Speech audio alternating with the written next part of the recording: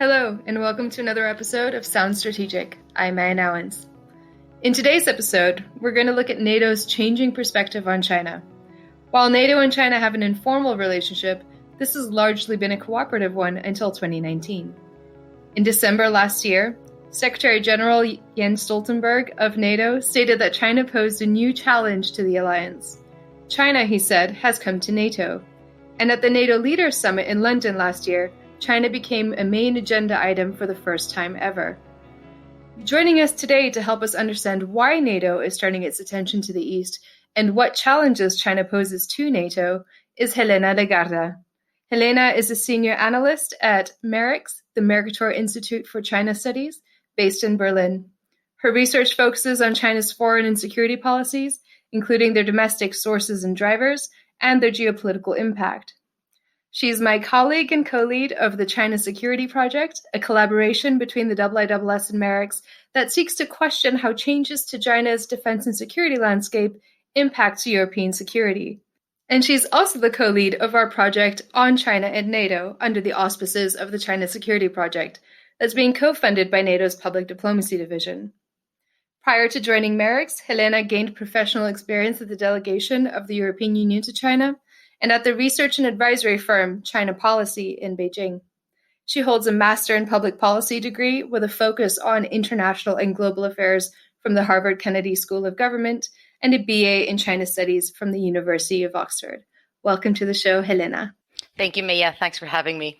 So before we move into the why and how NATO's policy has changed, let's talk a little bit first about what Sino-NATO relations looked like prior to 2019, before things started to change in the relationship. So that's a really great question. China-NATO relations and China's approach to NATO in general has always been, I would say, awkward at best and adversarial at worst. China has strong memories of the 1999 bombing of the Chinese embassy in Belgrade, which was a NATO part of a NATO campaign. And of course, China also strongly remembers the arms embargo that some NATO members imposed on China after the 1989 Tiananmen incident. So China's opinion of NATO wasn't very high to start with.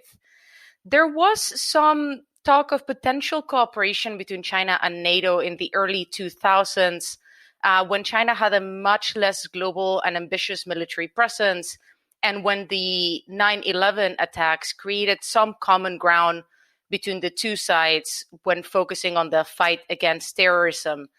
But that kind of more positive relationship didn't last very long. NATO's enlargement into the East definitely didn't help either. It made Russia very nervous, and it kind of caught China's eye as well. Because at heart, China has always viewed the alliance as a US-centric alliance, and therefore China-US relations have always colored how Beijing approaches NATO as a whole. And that's something that we see in particular today, but of course we definitely saw before 2019 as well. I mean, in the past, and I'm thinking here to those years around 2008 when NATO and China started, I think, talking on a more formal basis at a high political level about how they could engage with each other. Anti-piracy and security cooperation in the global commons seemed to be an area that was thought of quite positively by both sides. Yeah, absolutely. And China has been conducting counter-piracy operations off the Gulf of Aden since, I believe, late 2008 or early 2009. And NATO also has a presence there. So there's being some cooperation on that. There was some talk about cooperating on anti-terrorism as well. So there are opportunities for cooperation, and those definitely were at the top of the agenda around 2008. With the US taking a stronger stance on China, not just under the Trump administration, but even with the Obama administration, the pivot to Asia, China definitely became a little bit more wary of the US and therefore of NATO. And of course, the relationship between Moscow and Beijing and those two sides becoming closer and closer together and developing a military relationship, which I wouldn't call alliance, but a relationship has also not helped NATO when it comes to relations with China. So going back to the late 1990s with the bombing of the Chinese embassy in Belgrade by NATO forces, China's interpretation of that was very negative, as you said. China didn't believe that this was a mistake, didn't believe that this was an accident at all. It believed that this was a push by the United States to directly target China under the auspices of NATO. With that in mind, and that antagonistic view of or negative view of NATO in mind, what did China get out of the bilateral relationship with NATO moving forward in the 2000s? I think it's absolutely true that China responded very negatively to the bombing of the embassy. But I do think that the fact that the US and NATO and a few other countries that are members of the alliance came out and apologized outright publicly definitely helped. It didn't fix the issue, but it helped. But of course, the bombing comes up every time NATO is discussed in China, right? So that still very much underlines any discussion or any debate in China about NATO. In terms of what did China get out of it afterwards, I think that the fight against terrorism is an issue that China thought would definitely potentially work in its interest, right? So as NATO started to focus more on the campaign in Afghanistan, the fight against terrorism in the Middle East, that's something that China had an interest in as well, partly for domestic reasons. Beijing is, of course, concerned. Officially, the official line is concerned about terrorist activities in Afghanistan or in the Middle East and their potential for them to kind of spill over into Chinese territory through their shared border. So I think they saw an opportunity to either cooperate or at least to benefit from the stability that NATO could potentially bring to the region. So I consider this a very kind of strategic, self-interested move by China. Yeah, I think we also see that in the area of counter-piracy operations. China, of course, conducted its own counter-piracy operations off the coast of Northeast Africa, off the Horn of Africa, and on an ad hoc basis cooperated with NATO task forces and other multilateral task forces from time to time. But I think there again we see a motivation of what they would, I suppose, now call win-win opportunities. The opportunity not just to cooperate on providing a global security good, but also to learn, right, for the PLA. Mm-hmm. Yeah, I agree. I mean, when you look at what the Chinese military, the People's Liberation Army, looked like 10 years ago, a bit longer than 10 years ago, more like 12, it's a very different animal. The whole modernization process was still in its infancy. Their capabilities just weren't there in terms of having a global presence and having a blue water navy. So yes, they saw an opportunity to learn, that's for sure. But second, we need to keep in mind that as policies were pushed from Beijing, from the central government, for Chinese companies and citizens to become more global, to go out there to do business. And this is prior to the Belt and Road Initiative, but it's sort of along the same lines. They needed stability, and China and the PLA just couldn't provide it. So it is, of course, in China's best interest to have NATO or to have the US maintain stability in regions of strategic importance. So yes, absolutely. From China's perspective, I would say at that time, a win-win. Things have changed today, of course, but back 10, 12 years ago, this was definitely in Beijing's interest. And of course, for the PLA Navy, an opportunity to learn from more experienced navies some real basic operational and tactical lessons. But moving on, things have changed, as you said. So what has changed, or what changed in 2019 that led to the shift in NATO's perspective on China? Was it just a U.S. push, a hardening on U.S. Relations with China, a more competitive relationship? Or did other things lead to the decision by NATO that it needed to start looking east? The US push was definitely one of the main driving factors. We saw the US in the years running up to 2019 and to the Leaders Summit in London in December of that year, when China was first recognized as a challenge. Although, of course, the language is very careful. So the declaration said that China presented challenges and opportunities, but still, so China was recognized as a strategic point of focus for the alliance going forward. A lot of this, I think, responds to a US push. We had seen the US trying to get NATO to focus more on China, on Asia, also following Washington's priorities and evolving China policy, which, as we had seen, was becoming a lot more confrontational. But that wasn't all of it, right? So the US had been pushing for NATO to change its approach, to consider China more, but a lot of the European members of the alliance had been resisting that. But that changed quite substantially. We saw a hardening of positions in Europe when it comes to China. Earlier in 2019, in the EU's strategic framework about China, they branded China a negotiating partner, economic competitor, and systemic rival for the first time, again, reflecting very much a shift in position about Beijing and about what China's role in the world was.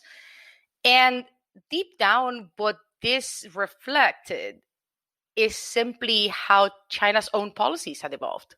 We saw Beijing become a lot more ambitious globally, a lot more assertive. The Belt and Road Initiative becoming a very relevant kind of point of discussion in Europe when it came to investment, when it came to infrastructure, when it came to security. So the more that Beijing expanded globally, the more that European partners also saw the challenges and the potential threats that China's expanding global presence was posing to Europe and therefore to the alliance. So suddenly we saw a bit more alignment between the US push to consider China more and the Europeans also agreeing that, yes, China should be on the agenda. So let's talk about those challenges a little bit. Secretary General Stoltenberg said that this isn't about NATO going to the east physically. This is about China having come to Europe and to NATO's own region. So what are these main challenges that China poses to NATO? I think a number of issues have been mentioned, from China's ambitions in the Arctic to China's investment in European or NATO allied critical infrastructure, their growing economic and military might through modernization reforms. So let's talk through some of those. What do you think are the main ones that NATO is concerned about? There's a fairly long list. And as you said, the Secretary General already has run through some of them. I think one of the main issues that NATO is considering right now is, as you said, the technology and investment side of things. So it's aggressive efforts by Chinese companies to establish a dominant presence in Europe's digital infrastructure. It is increasing Chinese investments into critical infrastructure, again, not just technological, but also industrial base, etc. And it is the cyberspace issue. It's the issue of cyber espionage and tech transfers to China, and to what extent that is helping China's military modernization. So that's, I think, one of the main issues that are being considered, but it's, of course, not the only one. The closer and closer relationship between China and Russia, especially militarily, is definitely something that NATO is keeping an eye on. Again, Russia being traditionally the main focus of the alliance, the Soviet Union before, but now Russia. Russia is still considered sort of the main threat in Europe. And the fact that China and Russia are collaborating a lot more, they're doing joint exercises together. We saw China and Russia conduct joint drills in the Mediterranean Sea in 2015 and in the Baltic Sea in 2017. That, of course, brought pause to the alliance. Again, as you said, China coming closer to NATO. So before, NATO could sort of turn a blind eye to China a little bit because it was geographically far away and it wasn't in NATO's area of operations, but that's no longer the case. Yeah, indeed. But I suppose also, whilst we're talking about this, although the NATO alliance has turn to thinking about what challenges China poses to NATO, there might be discrepancies or at least a disunity within NATO allies in their perspectives on China. We see this in the European Union, of course, where different member states take very different approaches. Yes, the EU has a strategic outlook on China that mentions the word systemic rival, but that, of course, doesn't mean that every single country in the European Union agrees in which order China is either a cooperative partner, a systemic rival, or an economic partner as well. Yeah, absolutely. There is a wide range of positions on this issue for sure. I mean, we've seen, again, the US would like to see a much stronger China policy coming out of NATO and more of a China focus. Some allies in Europe, especially in Eastern Europe, in Central Europe, those that are the most concerned about Russia, seem to be in agreement that they will go along with US demands to focus more on China as long as the US continues to support them against Russia, right? So a bit of a quid pro quo. And then we have other allies, especially among the bigger EU member states, France, Germany, etc., that have some reservations. They seem to want to see a more flexible approach on China coming out of NATO that aligns more with the EU strategic framework that we just discussed. So again, China not only as a systemic rival, but also as a partner. So they would like to see that, and they would like to see more NATO cooperation with the European Union on its position on China. So those are the countries that were a little bit more of, I guess, holdouts when it comes to NATO developing a China policy, or at least a common position on China. And then there are some countries that I think deserve special mention. Turkey, for example, I think it's a really interesting case. Turkey did not block the statement in December coming out of the leaders' meeting, but Turkey does have a closer relationship with China than a lot of the other EU member states that are NATO allies, or any of the other NATO allies, right? But still, Turkey went along. Why exactly that was, what the dynamics were internally, that's hard to say. But what this shows, I think, is that the diversity of opinions is quite wide, and that's not going to make it very easy for the NATO leaders to come to some sort of common position in the future when it comes to China. No, I think within the NATO allies themselves at national level, we've seen, I think, a difficulty in formulating China policies in and of themselves, just at the national level. So looking at how the EU has struggled with this, I think it's a long road ahead still for NATO to develop its own China position that's common across and agreed upon across all NATO allies, despite there being this foundational agreement that, yes, China poses certain challenges. So what do you think a NATO policy on China might look like going forward? I suppose there's two questions. What will the policy look like going forward? And what will China's relationship with NATO look like going forward? Maybe let's do the first one first. So what will the policy look like going forward?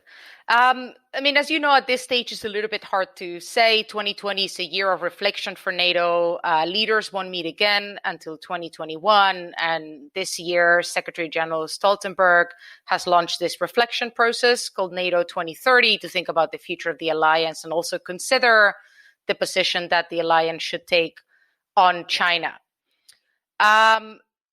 Theoretically, by the end of this year, they should have reached some sort of a tentative common view of the opportunities and challenges that China poses, ready for next year's Leaders Summit.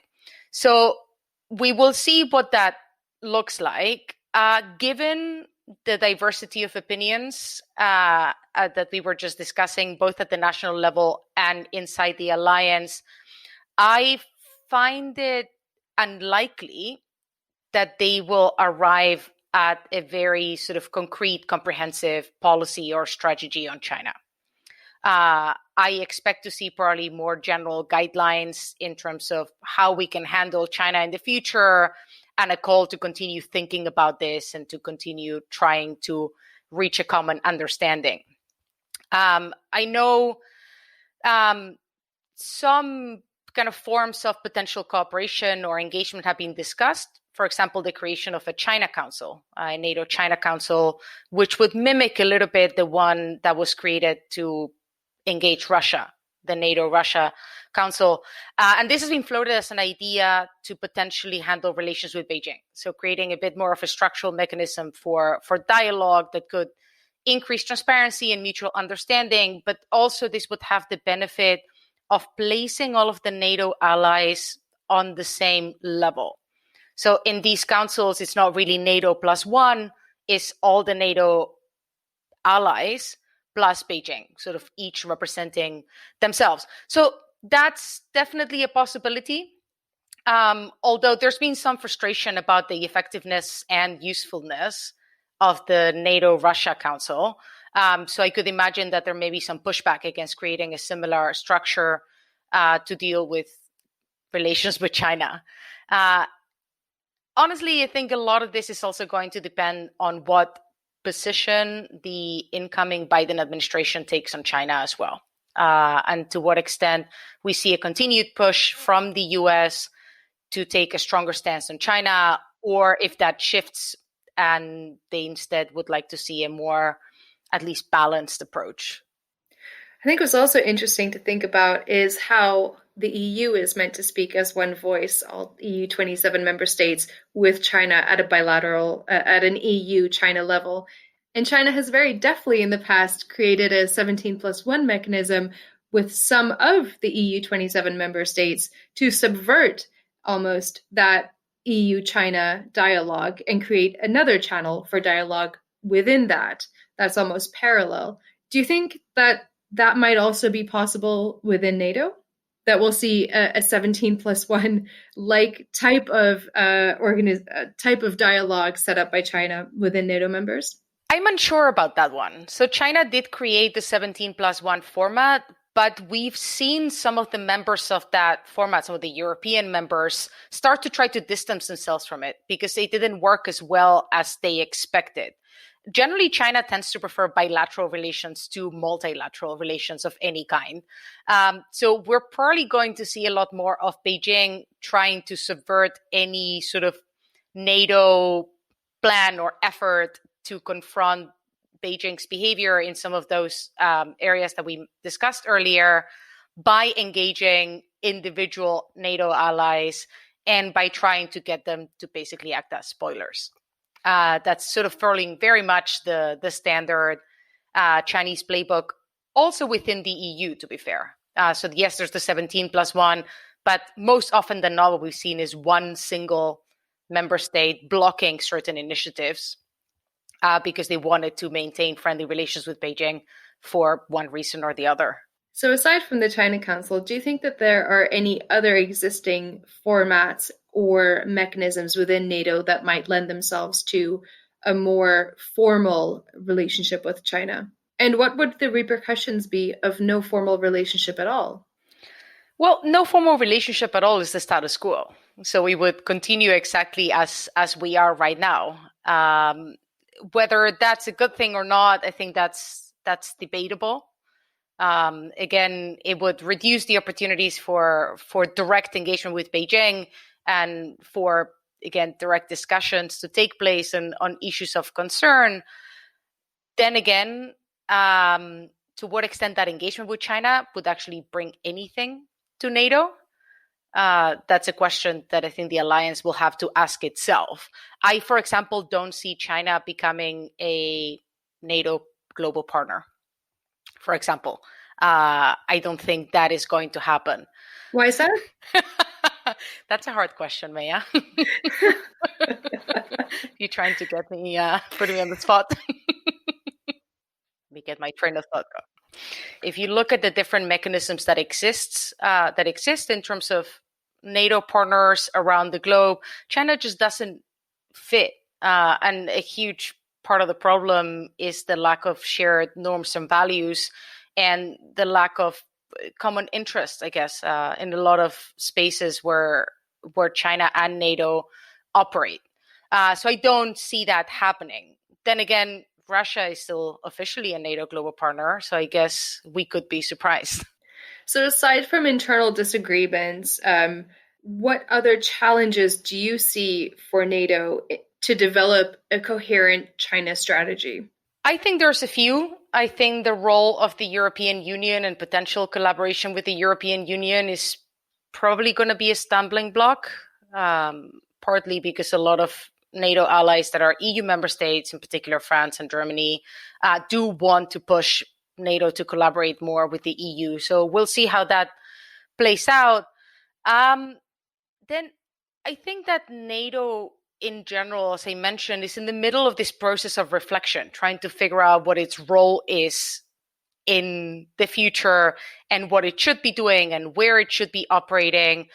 A lot of the challenges that China poses to the alliance, they aren't a direct military threat, which is what NATO has been focusing on until now, effectively. We're talking about new domains, we're talking about transnational issues. So NATO is also going to have to figure out how it wants to position itself in all of these new areas, new spaces, new domains, before it can even figure out how to deal with China. I mean, we're talking, for example, anything related to norms or to cyberspace or to outer space. These are all relatively new to NATO. Not entirely new, of course. The alliance has been dealing with kind of Russian activities in these spaces for a while. But as NATO tries to formulate its future role, China will sort of come into that. But I think China is still seen slightly as a secondary issue here. I mean, this is a new challenge that in many ways falls out of NATO's traditional area of competence, as you said. Economic competition, foreign direct investment, and what to do about investment screening. All of these decisions are very much outside of NATO's traditional area of competence, and also very much decided at the national level and are highly sensitive for governments who are currently seeking to balance, or at least find a balance between their concern for security and their concern for economic growth. Here, I might disagree with you and challenge you a little bit on the role of the EU. So I think I agree with you that the EU itself doesn't have an easy time at coming up with a coherent, robust China policy that all 27 member states agree upon unanimously. I think that's a challenge for the EU itself. But here, the EU has a lot more experience in dealing with China on these non-traditional areas of cooperation or concern that NATO doesn't have experience in. So there, I think that relationship might be one more of learning rather than taking over what the EU does. It's almost policy burden sharing between the two, I would suppose. I see your point. I agree in theory. I think in practice, this is really hard to actually make happen, right? So yes, the EU has a lot more experience when it comes to investment screening mechanisms or to connectivity issues, economic competition. I'm not really sure I see NATO kind of trying to learn from the EU and then reaching some sort of official framework of collaboration so they can come up with a policy together. Also, we need to ask ourselves, would NATO even want that? Or is this only certain NATO allies that are EU member states? Would the US want the EU to play an important role inside the alliance in terms of developing a new China policy? Would Canada, would Turkey, would any of the other allies that aren't EU member states? So I think there's potential there. I just don't particularly see it happening right now. Lastly, do you think it's a challenge for NATO that it doesn't operate in the Indo-Pacific arena or theater when it comes to establishing a China policy? Or will it be a challenge for them to only focus on China closer to home? That's an interesting question. I mean, again, when we look at NATO's traditional area of competence and kind of what the alliance does best, of course, having a presence, even if small, in the Indo-Pacific would make things easier. But that would also really overstretch the alliance, especially when you look at some of the smaller NATO members in Europe. Let's say that they couldn't really do a lot of burden sharing if NATO was present in the Indo-Pacific and also still in Europe and everywhere else in the world that it is. So operationally, I think it would be quite complex, and it would open up a whole set of other challenges. The reaction from China would definitely not be positive in terms of having NATO appear militarily in the Indo-Pacific. I mean, again, if Beijing sees NATO as a US-centric alliance and therefore sees NATO as a potential threat that's there to contain China, NATO establishing a military presence in the Indo-Pacific, which would be very US-heavy, most likely, would not make things any better. I mean, as we've seen Secretary General Stoltenberg say, he doesn't want NATO to go to East Asia, to the South China Sea, etc. But when you look at his NATO 2030 initiative, one of his main priorities is to kind of make NATO engage more globally. And that can be done by engaging with partners. NATO has a number of global partners in the Asia-Pacific region that NATO should really be focusing on, strengthening that relationship, helping them build expertise, helping them with training. There's a lot of things that can be done. It is sort of low-hanging fruit, and it will also, of course, help NATO gain expertise and gain knowledge about China and about how countries in the region, countries that are China's neighbors, actually deal with the challenges that an increasingly assertive China, an increasingly assertive PLA even, poses. They deal with this on a daily basis. So I don't think it's very productive, personally, for NATO to establish a military presence in the Indo-Pacific at this stage, but the alliance should definitely be focusing on working more with partners in the region. Now, we started off discussing a little bit about how China used to view NATO and how China has viewed NATO in the past. How do you think China views NATO today? Certain allies, I think, are more hesitant than others to speak as NATO about the challenges that China poses for fear of turning China into an adversary when it isn't. What has the reaction from China been here? The reaction from China has been quite negative. The 2019 statement coming out of the leaders' meeting, again, talking about the challenges that China poses, even if they try to couch it in sort of nice language about opportunities, that wasn't well received in China. That was seen as yet another sign that NATO is nothing but a US-dominated group of countries that are now trying to take on China and to contain its rise. Again, that opinion existed before, but now it's become very much mainstream in China. And I think the quote that highlights that almost perfectly was by Kang Jie of the China Institute of International Studies, who referred to NATO as falling into the quagmire of bloated organization, out-of-focus construction, and weak reforms. Ultimately, he argued NATO was even helpless against Russia, its primary opponent. So I think to summarize, a concern for China that it is on NATO's radar, but perhaps not an immediate concern.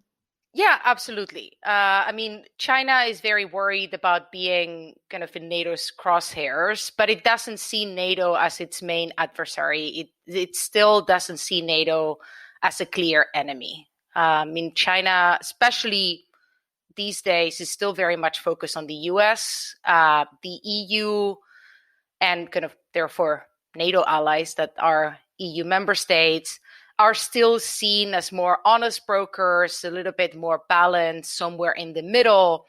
So yes, China sees NATO as being quite US-centric and US-dominated, but not entirely. So I don't think NATO is an immediate concern at this stage, but it very well may become one if the alliance does develop a China policy that is firmer. Well, I look forward to seeing what that China policy looks like next year when the leaders have decided on what it will be. I think that's all the time we have for today, but thank you for a real zuhurte on this topic. It was a pleasure to have you on the show. Thank you so much, Meia. And to our listeners, thank you for joining as well. Be sure to keep an eye out for Helena and my upcoming publication on NATO's China Challenge, which will be released in December 2020. We hope you enjoyed this episode of Sound Strategic, and as always, please don't forget to follow, rate, and subscribe to Sound Strategic wherever you listen to your favorite podcasts. And for all the latest analysis on international conflict, security, and defense issues, remember to follow the IISS on Twitter, Facebook, and LinkedIn, or visit the IISS website. Thank you, and see you next time.